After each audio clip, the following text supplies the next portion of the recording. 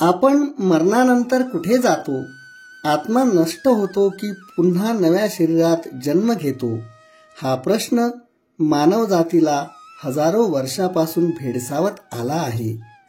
आज आपण बोलणार आहोत परलोक आणि पुनर्जन्म या अद्भुत आणि रहस्यमय सिद्धांताबद्दल. परलोक म्हणजे काय? परलोक म्हणजे या भौतिक जगाच्या पलीकडचं एक अस्तित्व. मृत्यूनंतर आत्मा एका नव्या अवस्थेत प्रवेश करतो अशी धारणा जवळजवळ प्रत्येक संस्कृतीमध्ये आढळते. भारतीय परंपरेत याला यमलोक, स्वर्ग आणि नरक अशी नावे मिळतात. पश्चिमी संस्कृतीमध्ये हेवन आणि हेल, तर इस्लामी परंपरेत जन्नत आणि जहन्नुम. पण या सर्व नावामागे एकच प्रश्न लपलेला आहे. आपण मरतो तेव्हा खरंच संपतो का? की फक्त शरीर मरतं, आत्मा नाही? भारतीय संस्कृती ही आत्म्याच्या अमरत्वावर आधारित आहे. भगवद्गीतात श्रीकृष्ण म्हणतात, न जायते म्रियते वा कदाचित नायम भूत्वा भविता वा न भूयः. म्हणजे आत्मा न जन्म घेतो न मरतो, तो फक्त शरीर बदलतो. हिंदू, बौद्ध आणि जैन धर्म या तिन्ही तत्वज्ञानात आत्मा, कर्म आणि पुनर्जन्म या तीन गोष्टी मूलभूत मानल्या आहेत. कर्म सिद्धांतानुसार तुम्ही जे कर्म या जन्मात करता त्याचे परिणाम पुढच्या जन्मात भोगावे लागतात. चांगलं कर्म केलं असेल तर उच्च जन्म मिळतो. वाईट कर्म केले असतील तर दुःखद किंवा नीच जन्म मिळतो. पुनर्जन्माचा अर्थ आणि सिद्धांत. पुनर्जन्म म्हणजे मृत्यूनंतर आत्म्याचा दुसऱ्या शरीरात प्रवेश. हा विचार फक्त धार्मिक नाही, तर अनेक तात्विक आणि मानसशास्त्रीय अभ्यासांवर आधारित आहे. संस्कृत ग्रंथामध्ये याला संसार चक्र असे म्हणतात. एक अखंड प्रवास जिथे आत्मा जन्म मृत्यूच्या फेऱ्यात फिरत राहतो जोपर्यंत तो मोक्ष प्राप्त करीत नाही. आता बघूया मोक्ष म्हणजे काय. म्हणजे या जन्म मरणाच्या चक्रातून मुक्ती. अहंकार, आसक्ती आणि अज्ञान संपले की आत्मा परमात्म्यात विलीन होतो. हीच आत्म्याची अंतिम अवस्था. आधुनिक काळातील पुनर्जन्माचे पुरावे. अनेकांना वाटतं हा सगळा केवळ श्रद्धेचा विषय आहे, पण शास्त्रज्ञांनीही या विषयावर गंभीर संशोधन केले आहे. डॉक्टर इयान स्टीव्हन्सन, व्हर्जिनिया विद्यापीठातील मानसशास्त्रज्ञ, यांनी जगभरातील 2500 पेक्षा अधिक पुनर्जन्माची प्रकरणे तपासली आहेत. त्यातील अनेक मुलं, विशेषतः 3 ते 6 वर्ष वयातील, आपल्या मागील जन्माची ठोस माहिती सांगत असत. काहींनी तर मागील जन्मातील ओळखीची माणसं, गाव, घटना अचूक ओळखल्या. उदाहरणार्थ, भारतातील एका मुलाने सांगितले की तो मागील जन्मी उत्तर प्रदेशातील एका गावात राहत होता आणि एका अपघातामध्ये त्याचा मृत्यू झाला होता. तपास केल्यावर त्या गावात नेमके तसेच नाव असलेला व्यक्ती अपघातात मेला होता आणि त्या मुलाच्या शरीरावर त्याच ठिकाणी जन्मखुणा सुद्धा होत्या.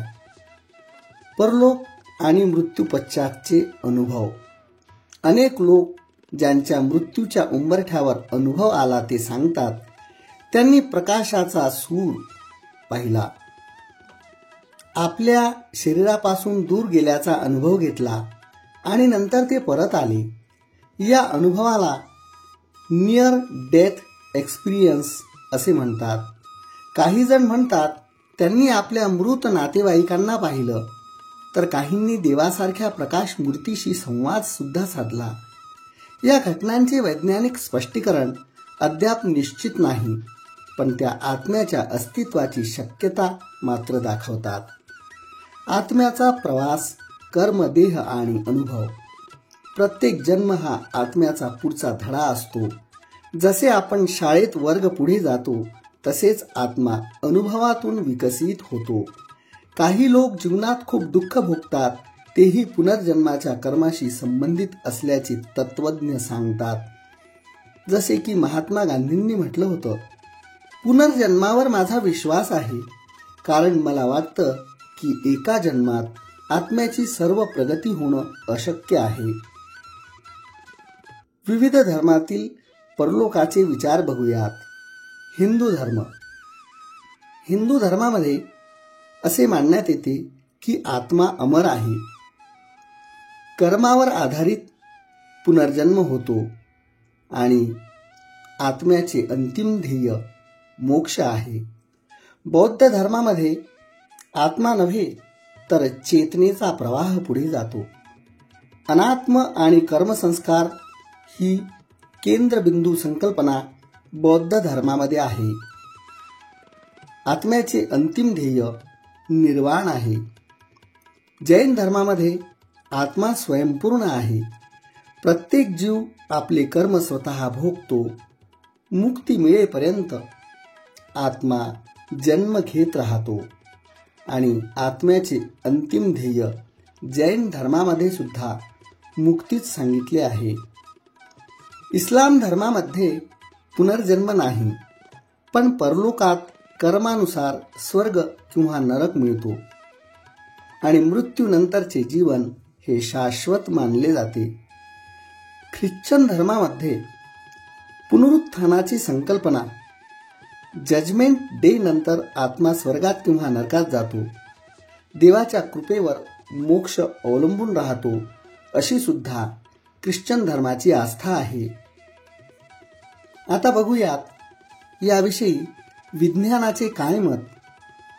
विज्ञान या विषयावर पूर्णतः एकमत नाही, पण काही आधुनिक तज्ज्ञ मानतात की चेतना ही फक्त मेंदूची क्रिया नसून ती युनिव्हर्सल एनर्जी फील्डचा भाग असू शकते.